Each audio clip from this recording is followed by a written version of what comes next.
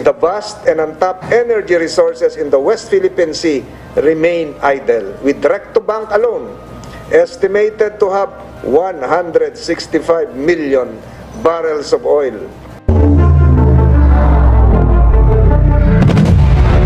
The vast and untapped energy resources in the West Philippine Sea remain idle, with direct-to-bank alone estimated to have 165 million barrels of oil.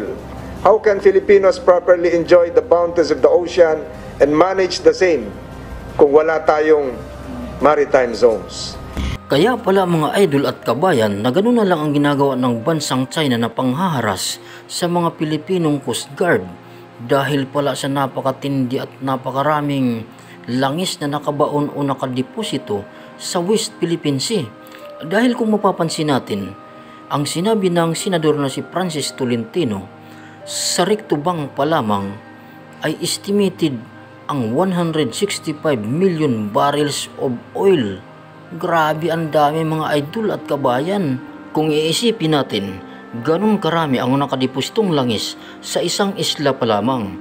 Kaya pala gustong hilahin ng China ang BRP Sierra Madre na nakasadsad sa Ayungin Shoal, dahil sigurado na detect nila o nasuri na nila kung gaano rin kadami ang nakadepositong langis sa islang ito.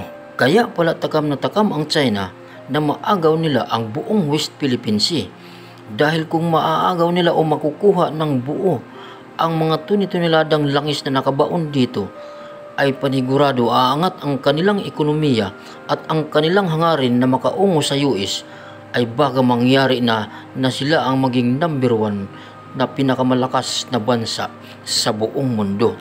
Pinihayag ng China na nais ng Pilipinas na ang kinindang permanente ang Ayungin Shoal, kaya't muli nilang ipinananawagan ang pagpapaalis sa BRP Sierra Madre sa pahayag na inilabas ng Chinese Ministry of Foreign Affairs kaugnay ng comment ng United States Department of the State na nagkokondena sa panghaharang ng China sa Philippine ships.